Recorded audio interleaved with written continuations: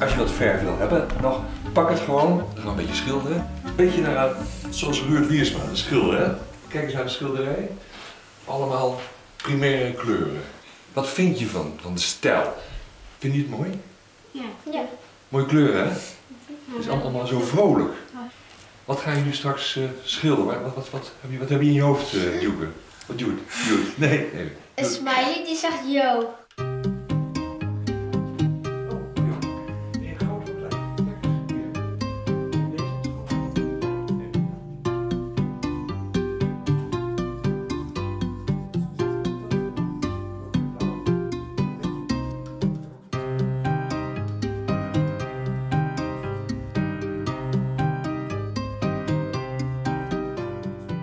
En wat ben je iemand meidje, dames? Ja, ik maak hier allemaal zee. En dan komt hier ongeveer de zon. Met allemaal lichtstralen. Ik maak al je vogeltjes en die komen allemaal hier op deze takken zitten. Ik maak je wetter, een boordje en een zwaan.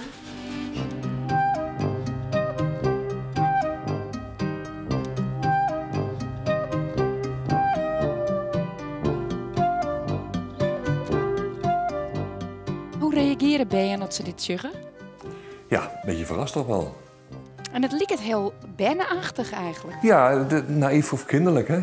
Naïef kinderlijk, zo zou je het kunnen noemen. En we vragen onze kinderen van, kinderlijk, hè? Dat kan je natuurlijk ook. Ja, meneer, dat kan ik ook wel. Ik zei, nou, weet je wat, dan krijg je een poster van ons mee, van het museum. En dan over een week wil ik graag zien wat je gemaakt hebt.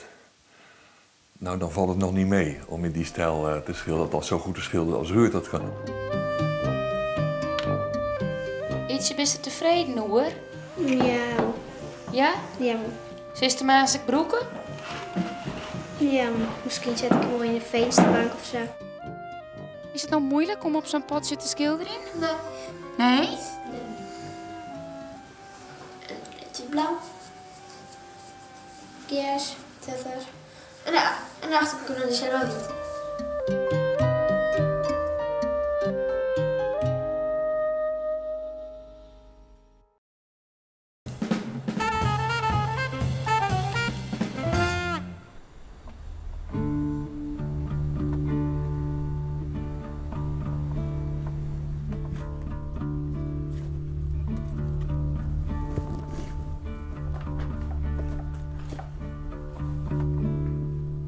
Ik ben tot 2008 stond ik in de keuken en daarvoor heb ik eigenlijk altijd wel iets met touw en doek te maken gehad. Scootjesielen was mijn hobby en duiken heb ik jaren gedaan, dus touw was wel een fascinerend iets. En ik heb vaak gedacht, hoe zou ik mijn geld kunnen verdienen met touw?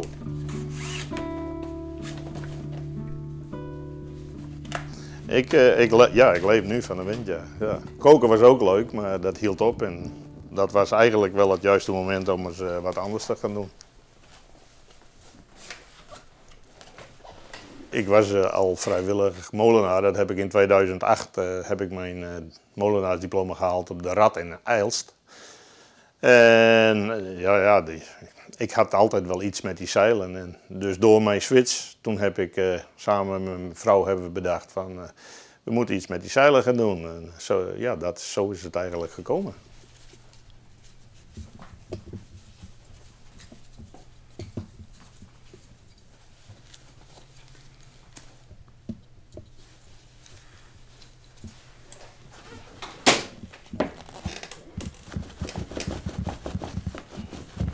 Ja, ik kan goed met mijn handen dingen maken. Dus, en zelf bedenken van hoe het moet, dat heb ik toch wel uitgevonden. Hier kijken bij anderen hoe ze het doen en dan overal wat wegplukken en daar je eigen conclusies uit trekken en handelingen. Wat is nou de grootste flater die je maatje kan als je dwaande binnen het maatje van zo'n zeil? Verkeerde maten, dat zeil niet past. Heb ik ook wel eens gehad. Dat moet je niet vaak doen, zonde van het werk. Dan kom je al bij een klant aan en dan denk je, nou, product keurig netjes aan en dan? Ja, ik heb vorig jaar gehad in het zuiden van het land. Dus ik hing de zeilen op en de eerste, ik denk, te breed en te kort, pak maar weer in. Dan ben ik naar huis gegaan, nieuw gemaakt. Maar dat moet je niet te vaak hebben. Theo net nog een keer hoe kan? Nee, meters weten.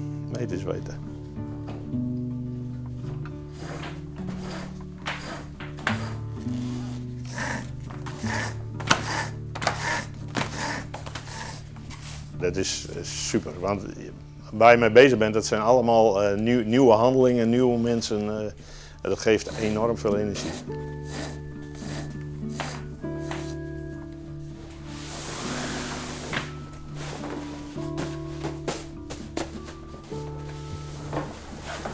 Vroeger zag ik niet een molen staan, maar sinds ik ermee bezig ben, dan zie je overal molen staan. En inderdaad, als ik er langs reed, zei ja, die en die, dat zijn we allemaal al geweest.